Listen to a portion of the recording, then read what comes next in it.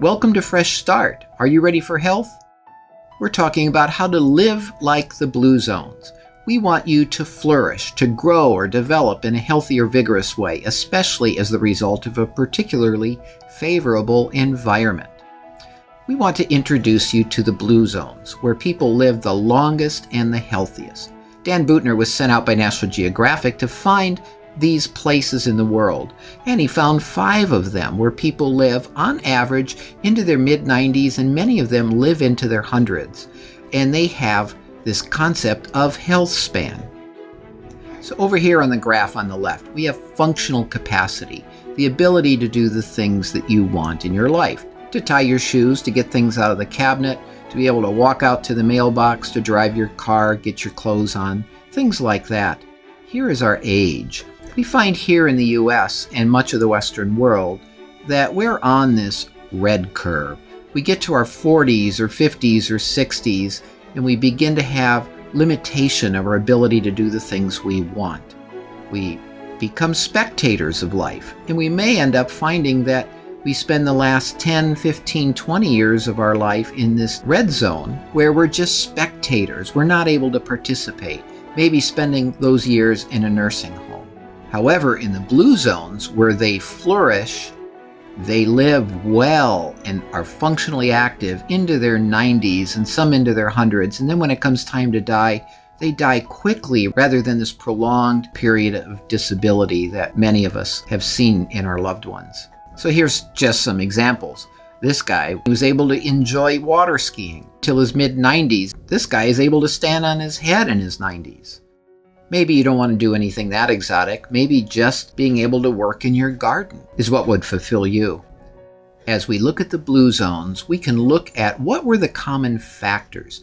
Now, the blue zones are from all over the world, so you can't just say it's a genetic factor because they have different genetic backgrounds, different ethnic backgrounds, but they do have some things in common. We'd like to highlight those for you as things to emulate, things that we can do to also find that flourishing lifestyle. First of all, they eat a predominantly plant-based diet. And contrary to many other so-called healthy diets, these are high in unprocessed carbohydrates. Most are grain-based. One is yam or sweet potato-based. They all eat legumes, beans, peas, or lentils on a regular daily basis. And they have, on average, only one small portion of meat a week. And that's like a condiment, maybe diced up, mixed in with the rice. None of them use cow's dairy. There's some goat cheese. Again, it's used simply as a condiment, not a big hunk of cheese melted on something. And they move naturally. Many of them are farmers. They don't have to go out and plan exercise. They just do it naturally. And they have a purpose in living. They don't tend to retire. They're involved in their communities and their families until the time they die. And they do this all together in a supportive community. So you're the oddball if you don't do it, rather than in our society, you would be odd if you do these things. We want to focus on one blue zone, the only one that's in the United States. That's in Loma Linda, California, where there's a large population of Seventh-day Adventists. This is a community of faith. Generally, they tend not to smoke or drink alcohol. They follow the dietary laws of the Old Testament, so generally they don't eat pork. And they believe that the Garden of Eden diet will be the eternal diet, so they encourage a plant-based diet. Because of their extraordinary health, they've been the focus of many studies, called the Adventist Health Studies.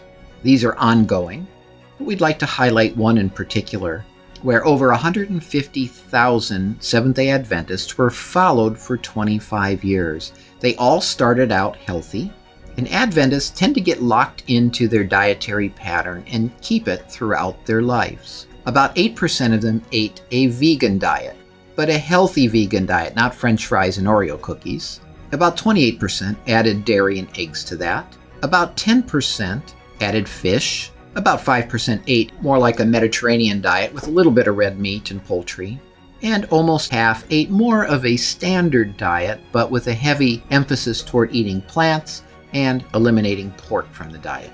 As these people who started out healthy were followed over 25 years, you can see clearly based on their diet what happened to them. In this slide, you see both women and men broken down separately.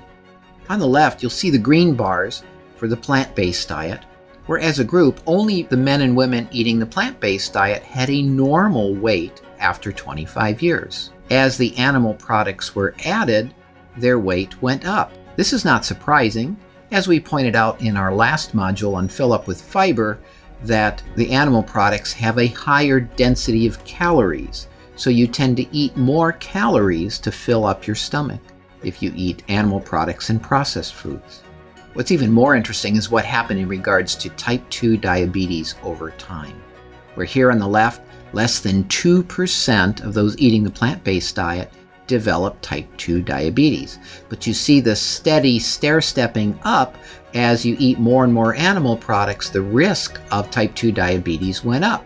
So this yellow bar here is like the Mediterranean diet. And as I pointed out in the first module, I tried that without much benefit in reversing my diabetes. However, when I shifted to a completely plant-based diet, I was able to walk down the steps and back the diabetes down completely. That only tells part of the story, because across the US, where people eat the SAD diet, the standard American diet, we're running around 14 to 15% of the population with type 2 diabetes.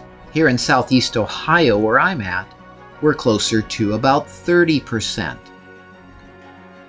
Other studies help us understand why this is the case.